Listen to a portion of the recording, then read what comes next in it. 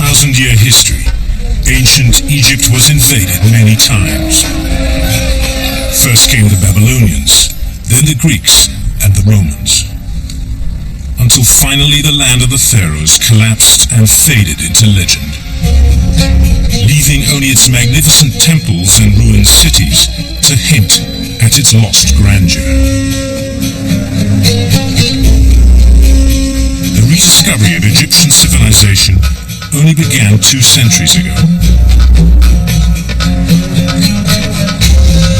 Starting out as an exercise for gentlemen scholars, the science of Egyptology degenerated into institutionalized tomb robbery before re-emerging as the respected scientific discipline it is today.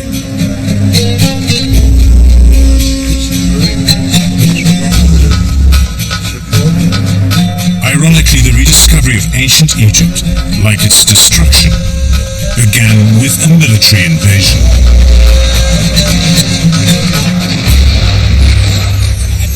Join us as we follow the thieves and adventurers, scientists and explorers, as they embark on the quest for ancient Egypt.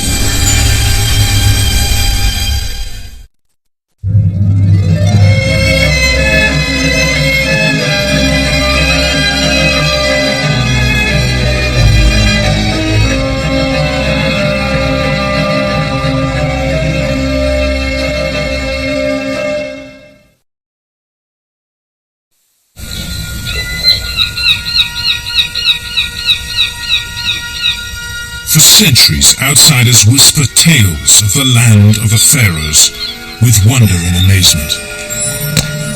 Its geography and people are more legend than established fact, and its ancient past a mixture of rumor and myth.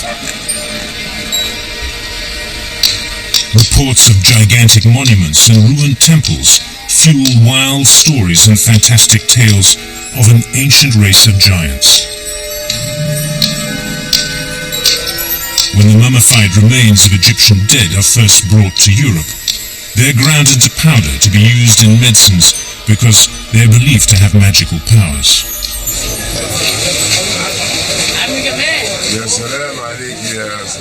Not until the 18th century is there any real attempt made to understand Egypt in the light of science and scholarship.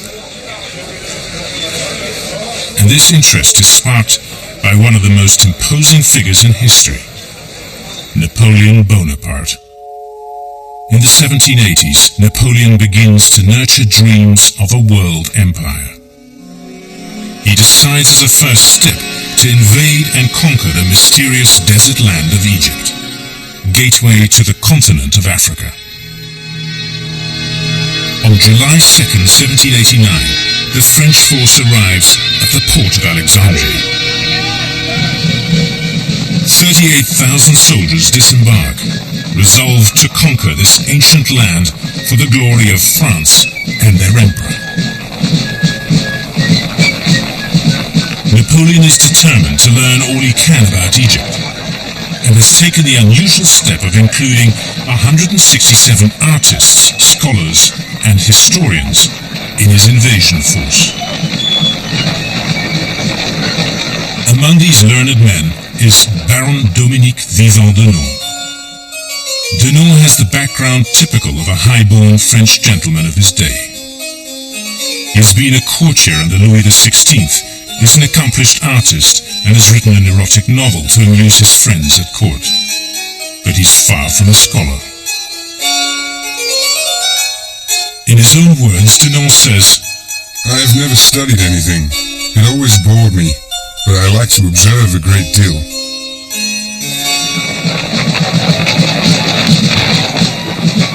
Although not interested in military campaigns or Egypt, Denon is interested in adventure, and this seems like the biggest adventure since the French Revolution.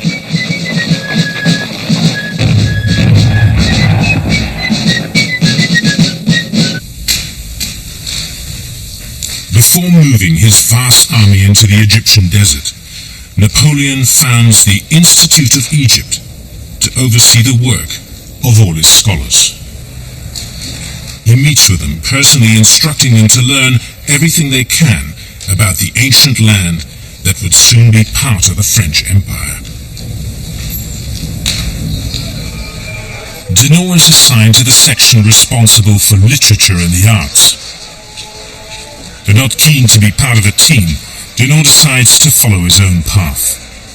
He wanders the streets of Cairo, pen in hand, entering houses, eager to record anything of interest. The result, a series of sketch portraits of Cairo's inhabitants.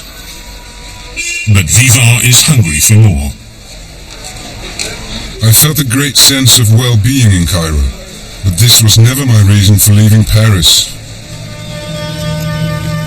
He needn't have worried.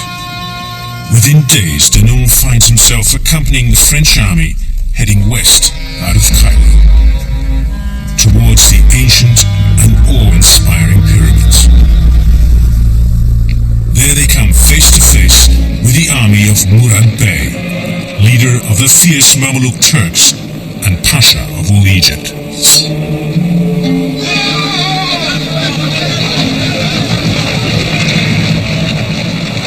Before meeting the enemy, Napoleon addresses his men from the foot of the Great Pyramids. Reflect that from the top of these monuments, 40 centuries of history look down on us.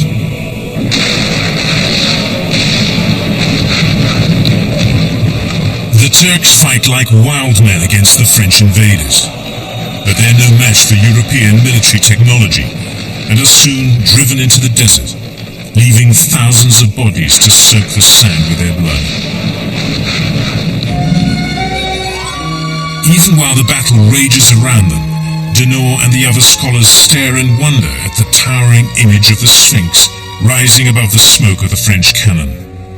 Denot would later write, "Although its proportions are colossal, the outline is pure and graceful. The expression of the head is mild, gracious and tranquil. Its lips have a softness and delicacy that is truly admirable, as if they were of flesh and blood."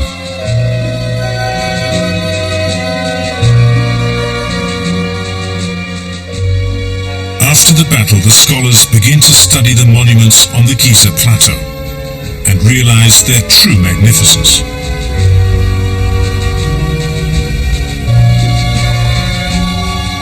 I was walking on the soil of a land covered since time immemorial with a veil of mystery, closed for the past 2,000 years to all Europeans.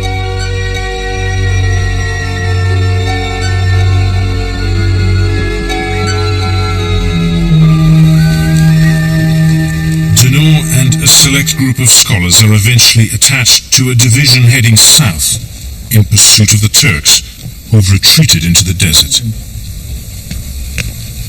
As they press into the vast sandy wastes, the Europeans are amazed at the number and sheer size of the ruins littering the seemingly endless desert.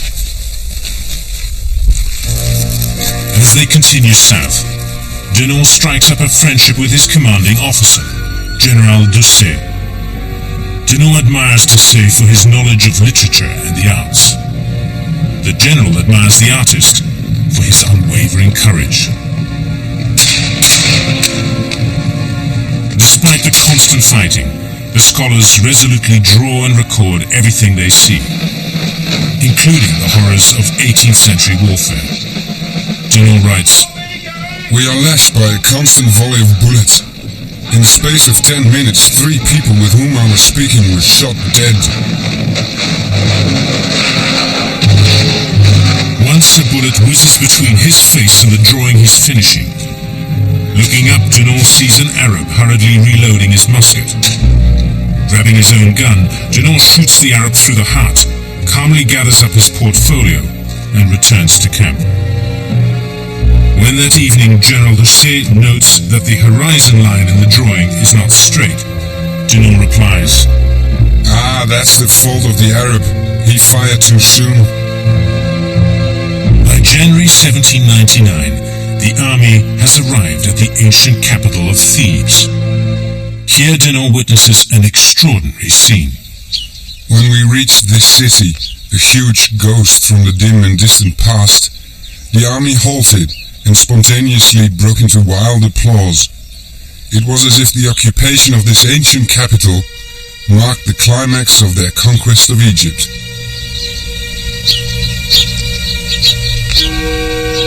At once, the soldiers proffered their knees so I could draw.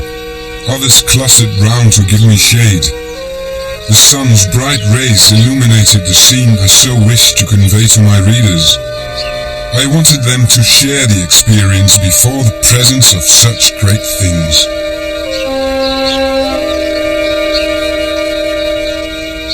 Unfortunately, military priorities take precedence over the work of the scholars. Denon spends only one day at Thebes, unable to linger among the monuments glimpsed so briefly. I could have taken a whole month to savor what I had to absorb in just 12 hours.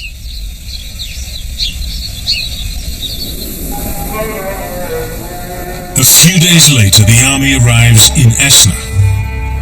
Here, the ancient Egyptians had built a temple in the very center of town.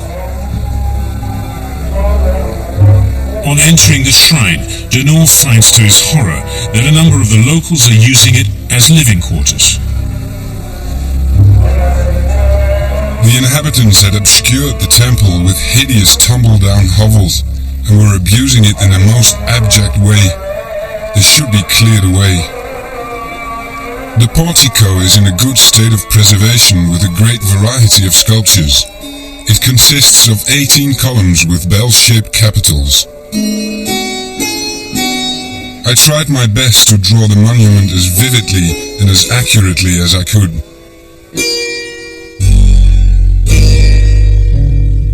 But the scholars are not just drawing the buildings. They're also dutifully copying in minute detail the incomprehensible hieroglyphs covering them. In the hope that some future generations might be able to unravel its cryptic secret, they have been recording this strange picture language for more than a year, without the slightest idea of how to decipher it.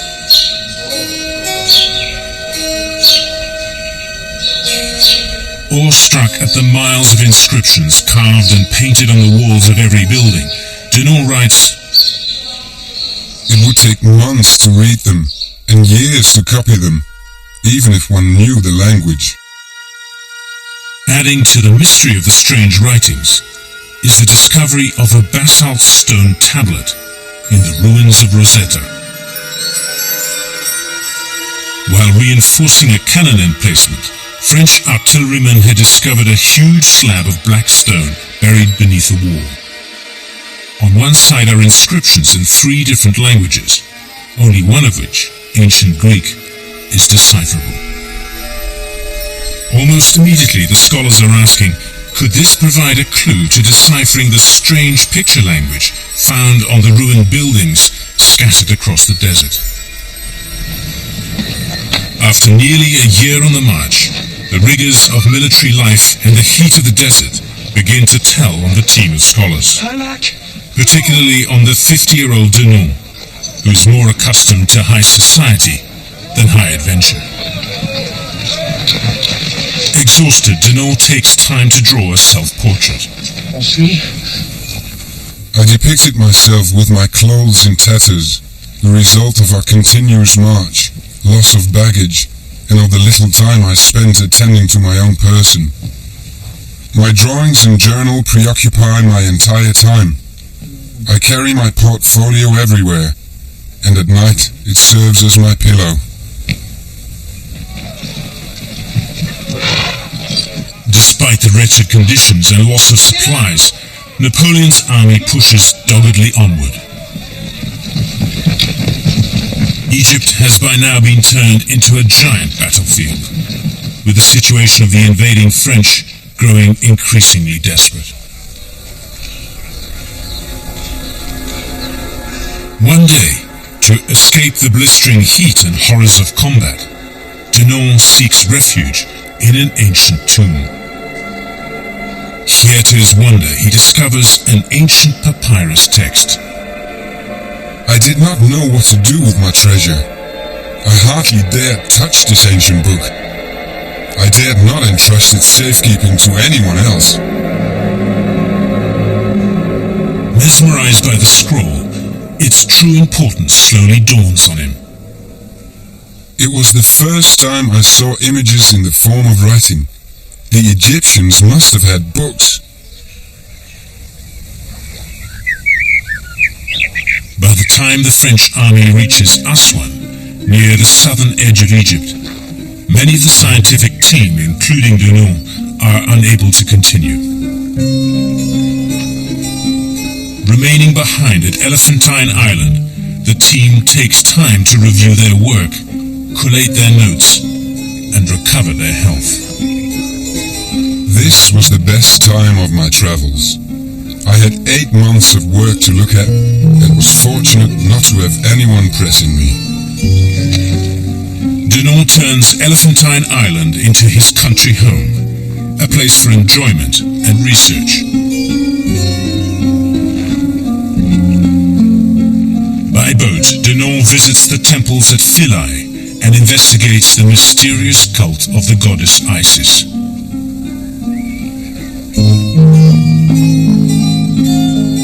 Despite his many memorable experiences in Egypt, it is here at Philae that Denon finds true contentment.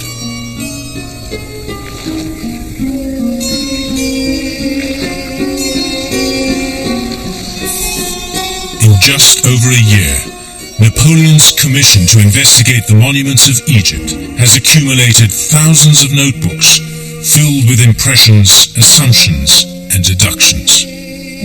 The artists have produced nearly 10,000 drawings, including more than 1,000 made by Denon. Eventually, Denon finds the strength to return to Cairo, where he personally delivers his work to Napoleon Bonaparte. Excited by the vast accumulation of work, Napoleon appoints 2 commissions to compile the research back in France. And even though the English drive the French out of Egypt within months, the work of the commission continues. The result is the first formal survey of ancient Egypt, the massive Description of Egypt. The publication of Denon's work and that of the Napoleonic expedition produces a feverish excitement throughout Europe. Egypt becomes fashionable, literally overnight. Baron Dominique Vivant-Denon is appointed Director General of the Musée Napoleon, later to be renamed the Louvre, where he works tirelessly to enlarge France's collection of Egyptian artifacts.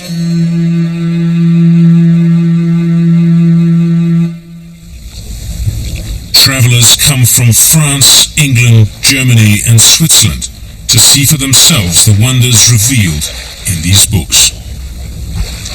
The accounts and drawings they bring back from their travels help maintain the momentum of Egypt's growing popularity.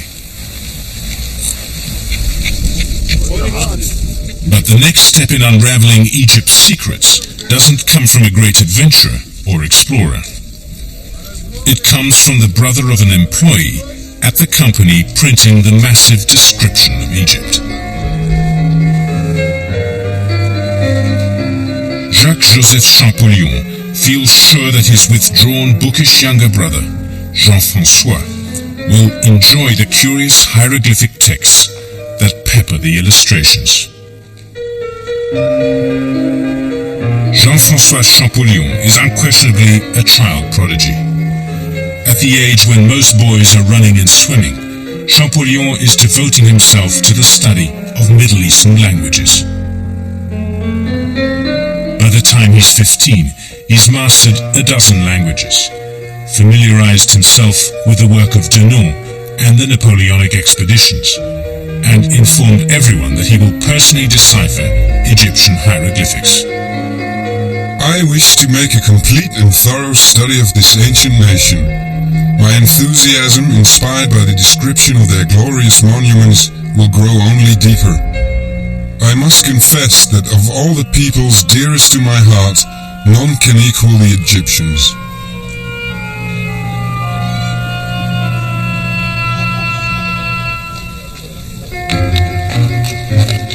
In 1820, Champollion turns 19. and moves to Paris, where he'll spend the next 10 years studying every available scrap of information relating to Egypt, her monuments, and hieroglyphs.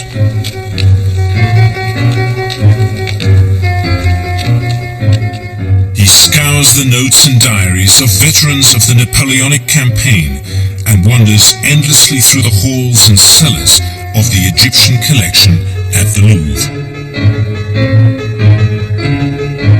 Again and again he goes back to the strange black tablet known as the Rosetta Stone, with its tantalizing array of texts. At the top is a collection of the mysterious hieroglyphs. In the center is an undecipherable late-period Egyptian script now known as Demotic. And at the bottom, lines of Greek. Most scholars agreed that the stone held the same text repeated in 3 different languages, and therefore believed that it held the key to deciphering the hieroglyphs, and so opening up the lost world of ancient Egypt. As Champollion contemplates the stone, linguists from France, Italy, Germany, Sweden and England have for more than 20 years been engaged in a vicious competition to crack the code. Working alone with little to guide him, Champollion eventually realizes that some of the hieroglyphs represent single letters, while others represent entire words. This discovery, combined with his vast knowledge of Middle Eastern languages, gives him a critical advantage. After almost a year of puzzling over the hieroglyphs, Champollion manages to make them correspond to the Greek text. After a silence of almost 2,000 years, the ancient Egyptians have again found their voice, through the genius of a simple country boy with an incredible gift for languages. In September 1822, the 31-year-old Champollion delivers his findings to the French Academy. Champollion's discovery ignites a rage of academic discussion. Many scholars find it hard to accept the new findings. But Europe buzzes with talk of the brilliant young scholar who has broken the hieroglyphic code.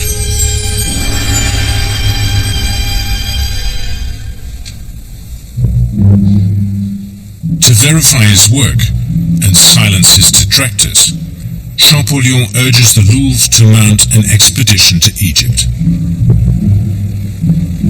After years of painstaking research, Champollion will finally visit Egypt and test firsthand if his years of study and linguistic code-breaking will allow the stones of ancient Egypt to finally speak.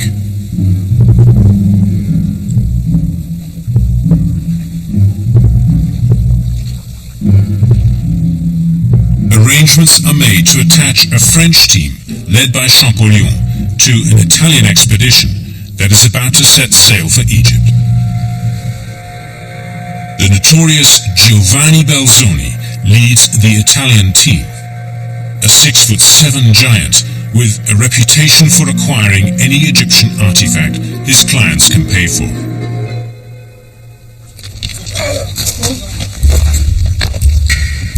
With past careers as a circus strongman, a monk, a dancer, and an engineer, Belzoni is now the world's most experienced hand at liberating Egyptian artifacts.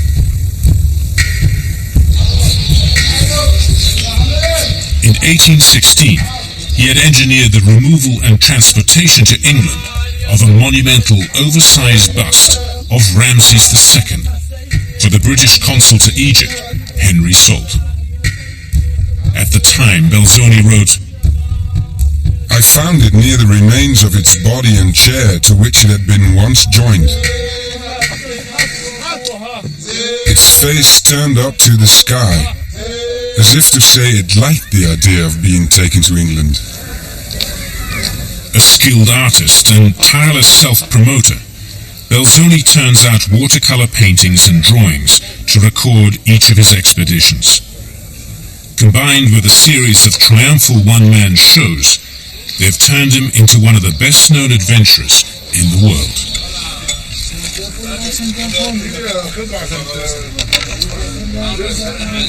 Like many early explorers, it is hard to tell the truth about Belzoni from the stories he invents to promote his image.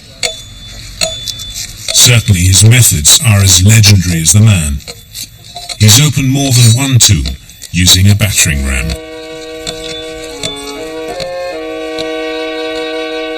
But even the great Belzoni has rivals scouring Egypt for treasure. Bernardino Drovetti has competed so fiercely with Belzoni that stories of their rivalry have made newspaper headlines all over Europe. To prevent an outright plunder war, the two have divided Egypt down the middle. Drovetti taking everything on the east of the Nile, while Belzoni claiming all excavation rights on the west. And Belzoni is the man who is to lead the scholarly Champollion into the heart of Egypt. He cannot be more different to the nervous, high-strung Champollion. He's a charming pirate with an earthy sense of humor that endears him to his rich patrons and peasant workers alike. By the time their ship reaches the port of Alexandria in August 1829, Champollion and Belzoni are already at each other's throats over who's in control of the expedition. To avoid a complete breakdown in relations, Belzoni suggests that the French and Italians separate and rejoin the following spring at Abu Simbel in the far south. The following day, Champollion leads his men ashore and writes in his diary, I have arrived in this land of Egypt for which I have so long yearned. Tomorrow I shall step aboard my boat and take command. It's going to be fun. As the French team strikes out across the desert, Champollion is mesmerized. Up until now, he's experienced Egypt's marvels only through book illustrations. Now it stands before him. At Karnak, he writes, I saw the magnificence of the pharaohs, the greatest wonders man has ever imagined or achieved. No people, ancient or modern, has ever conceived an architecture on so sublime a scale. It is at Karnak that the significance of Champollion's years of work finally hits home. He's the first man in 2,000 years to read the writings that adorn the temple walls. Scholars had begun a systematic study of the ancient monuments, but to Champollion alone, they spoke.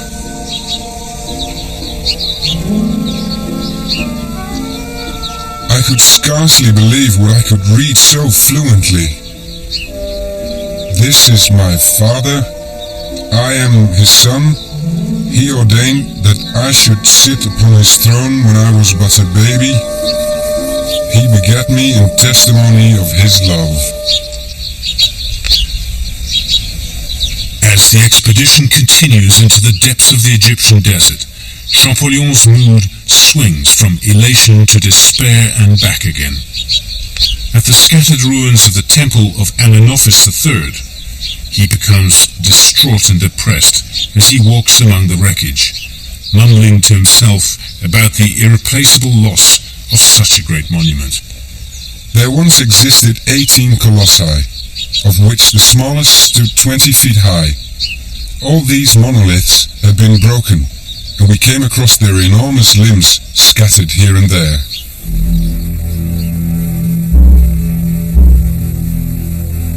But the magnificent Ramesseum, the great funerary temple of Ramses II, enraptures him. The Ramesseum is perhaps the noblest and purest thing left at Thebes. One's imagination runs wild when one thinks they are the abode of the most famous princes in ancient Egypt's history.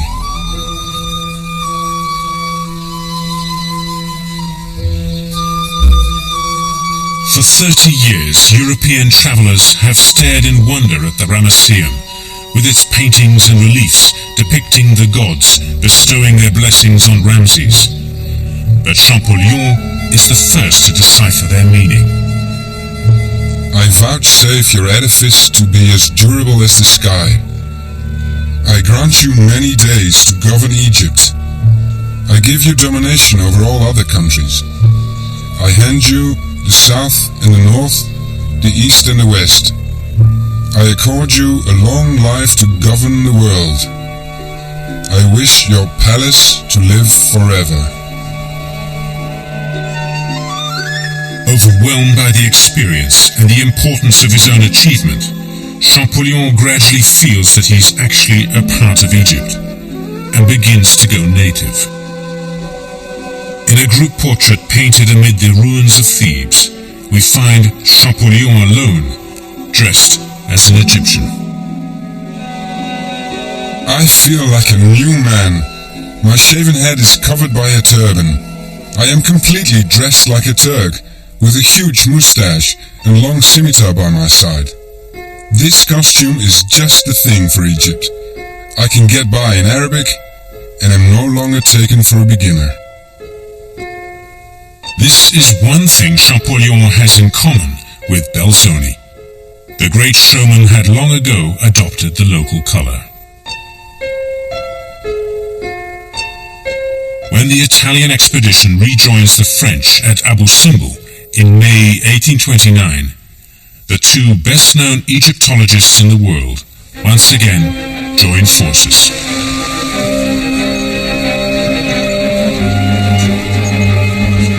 The sheer size and magnificence of the great temple at Abu Simbel forced even the most hardened academic to stare in breathless wonder. Champollion writes, "The great temple alone was worth the entire journey."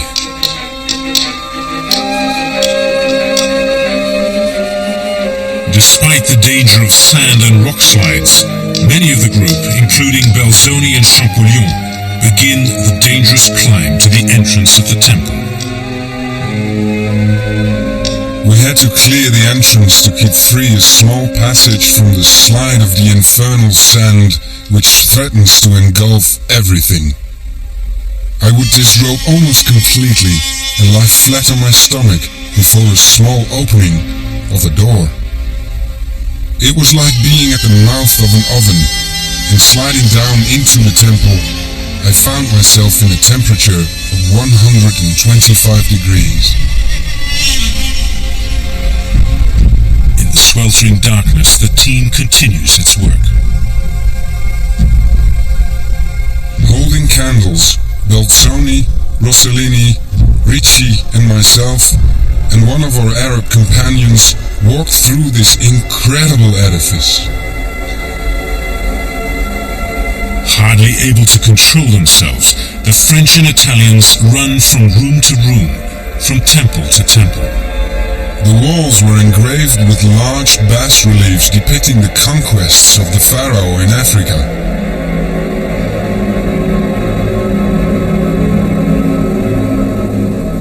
Champollion sets to copying the hieroglyphs, deciphering everything, while Belzoni makes sketches that he will later turn into paintings. They work steadily, hardly eating, and drinking nothing but the water of the Nile. Under the increasing strain, Champollion's frail body begins to give out. More than once, other members of the expedition find him unconscious, his notes lying scattered on the ground.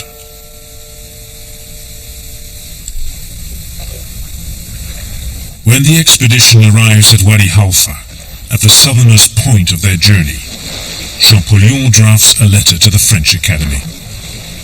I am in a position to inform you that our alphabet is correct. Finally, after months in the sweltering heat of Egypt, Belzoni and Champollion return home. While Belzoni receives a hero's welcome, Champollion is imprisoned under a quarantine order. Fearing that the plague might be present in the Near East, French authorities hold him in isolation for months. In the confines of the damp cell, his health continues to decline. In a letter to a friend, he writes, "I've been treated like a victim of the plague, shut away in dirty and sad isolation." Under these nearly impossible conditions, Champollion manages to complete his book on hieroglyphics and Egyptian grammar.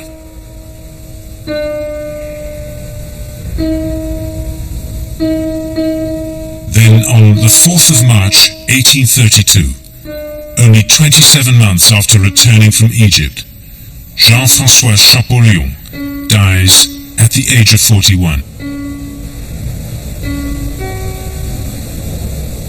His book, The Sacred Principles of Egyptian Writing, joins Belzoni's recent publication on the bestseller lists all across Europe. Thanks to the work of a French linguist and an Italian tomb raider, interest in unraveling the mysteries of ancient Egypt is reaching a broader audience than ever before. Among those infected by the Egypt craze is William IV, King of Prussia.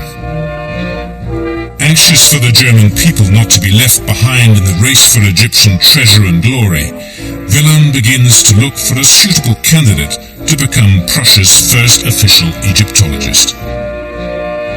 Among the hangers-on at Wilhelm's court is a 23-year-old university student named Karl Lepsius. Just weeks after Champollion's death, Lepsius had completed a thesis on the translation of some obscure Latin inscriptions. When his professors urged him to put his skills to work using Champollion's methods to translate hieroglyphics, Lepsius shows no interest. As a young gentleman, he plans to use his connections at the royal court to carve out a comfortable and glamorous life for himself. The hot, dusty tombs of Egypt hold no attraction for a young man with great expectations. How could he know that his king is looking for a court Egyptologist? Happily unaware of the opportunity awaiting him, Lepsius leaves on a leisurely tour of Paris, which inevitably leads him to the Egyptian collection of the Louvre and chance meetings with former associates of both Denon and Champollion.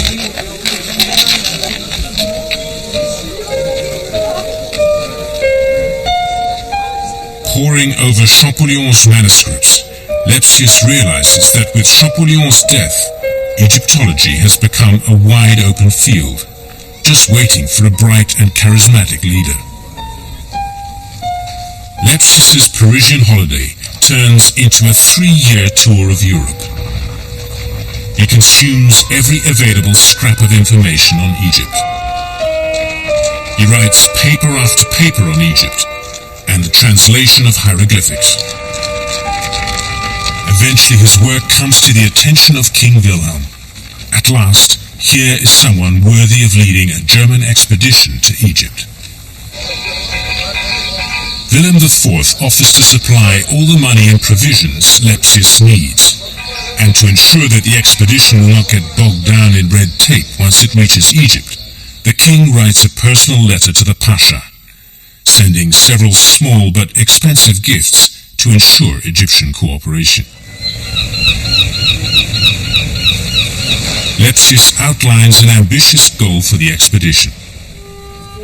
Over the course of 3 years, he will travel up the Nile to the Sudan, studying every important site between Egypt and the Sinai. In true Prussian style, Lepsius proves to be a master of organization, and the Egyptians, thanks to the encouragement of their Pasha, offer every assistance. Dozens of Egyptian porters, guides, workmen and scholars rush to join the 9-man German expedition.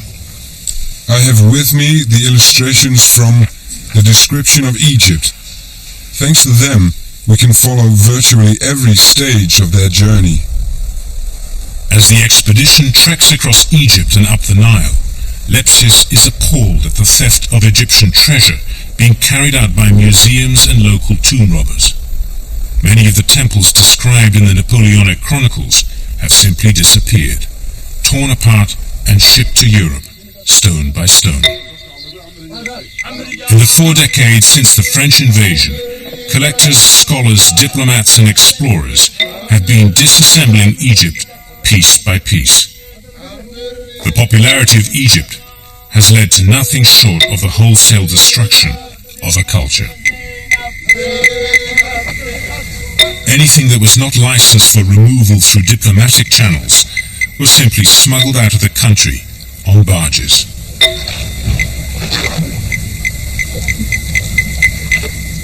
The French may have begun the process during Napoleon's invasion, but the English and Italians had been doing their best to catch up.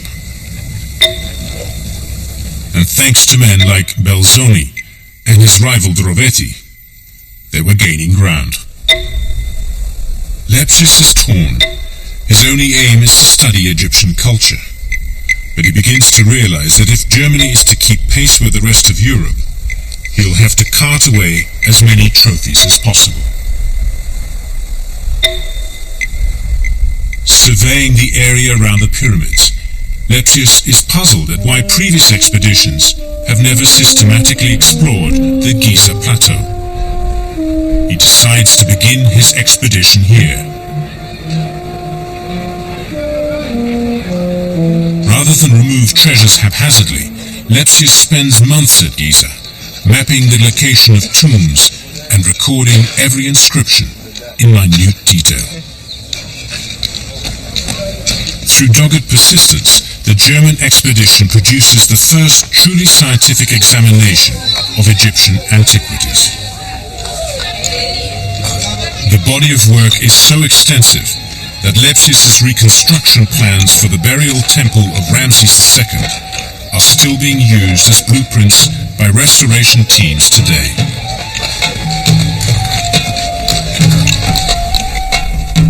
In his diary, Lepsius keeps track of the expedition's progress.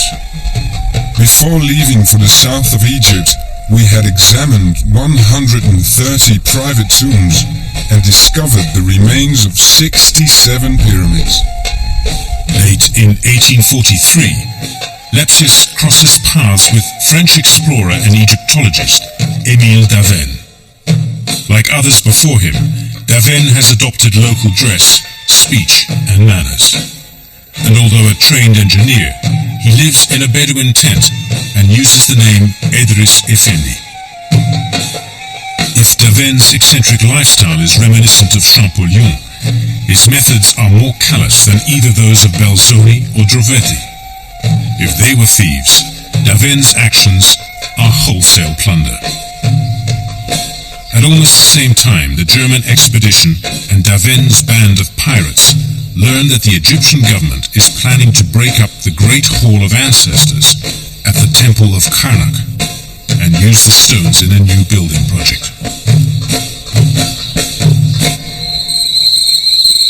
As one of Egypt's most precious monuments, the hall contains inscriptions spanning 1,000 years of Egypt's pharaohs and royal families.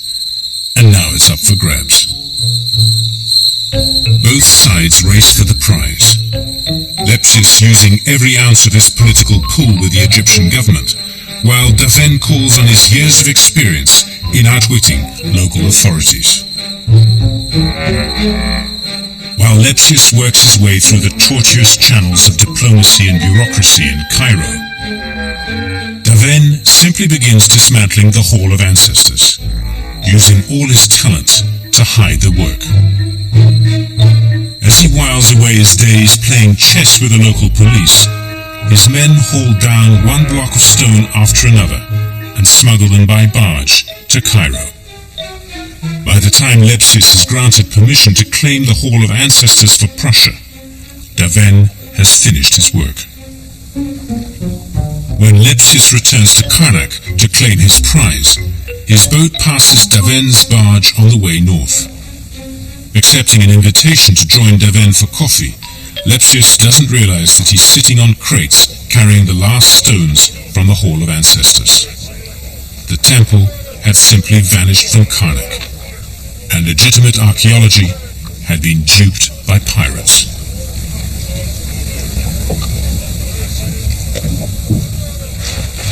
Undeterred, the Germans press on southward towards Sudan and Ethiopia, looking for answers to a question that had become the driving force behind the expedition. Lepsius wonders, could the roots of pharaonic Egypt lie in some long-forgotten African civilization? Lepsius theorizes that if he can accurately date the temples of Nubia, he can prove an historical link between ancient Egypt and the rest of Africa. In time, the German expedition reaches the oasis at Wadi Halfa. No European expedition before them has dared venture further south.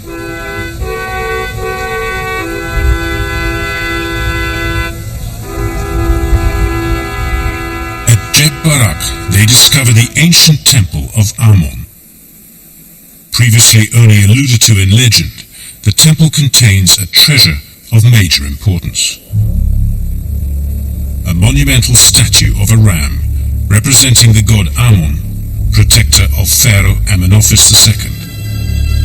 Tragically, tomb raiders had stolen the horns and great golden disc traditionally associated with Ammon. But Lepsius is determined to claim his prize for Germany, using the same grueling methods that Belzoni and Drovetti used before him.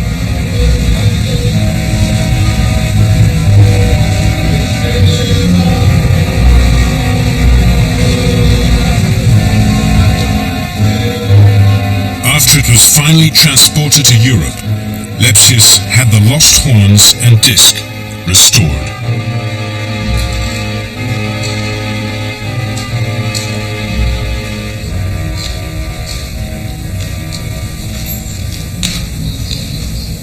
Finally, after months of trekking across the burning Sahara, the expedition reaches the ancient Nubian capital of Meru, where they discover no less than 184 burial pyramids. But even this far south, the monuments of the ancients have been despoiled. But here, it is not Europeans, but local tribesmen doing the damage. 12 years earlier, in 1834, one of the pyramids had yielded up the jewels of Queen Amani-Shaketo, and local grave robbers had been systematically raiding the tombs ever since. Through careful negotiations, Lepsius is able to convince the local chief to put a stop to the destruction of the historic sites. In 1846, Lepsius makes his triumphal return to Prussia, the first German to enter the ranks of the great Egyptian explorers.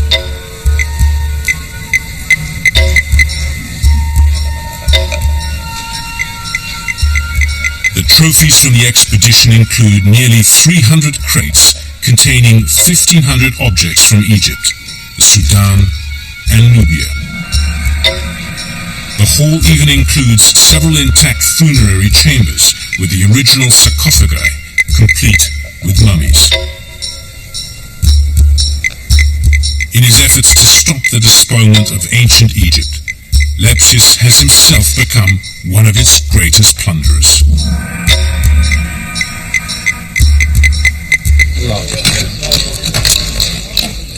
To their credit, however, the German expedition has also produced an incomparable collection of archaeological information and data. Dozens of crates of meticulous research, thousands of engravings and plaster castings of temple carvings, and over 900 full-color illustrations.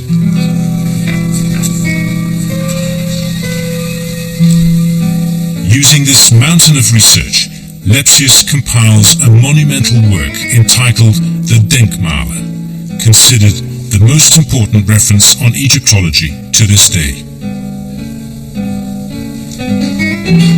With the publication of the Denkmale, Germany becomes officially a contending force in the field of Egyptology.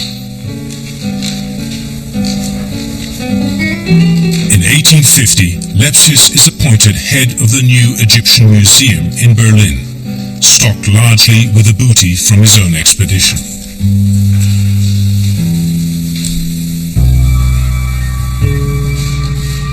While King Wilhelm and all his subjects are proud of Lepsius's accomplishments in Egypt, Egyptologists in the rest of Europe are accusing the Germans of wholesale plunder.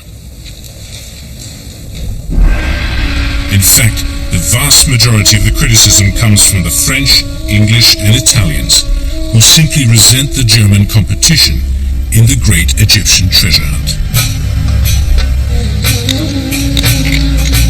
But the battle has been joined, and there's no stopping it.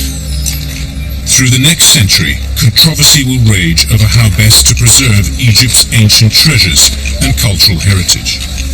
Should it be carted away to European museums, or left scattered across the Egyptian desert at the mercy of the elements and bands of art thieves? Undoubtedly, without the early work of Denon, Champollion, Belzoni and Lepsius, the study of Egypt might never have advanced as far as it did. Does this justify the wholesale rape of a national culture?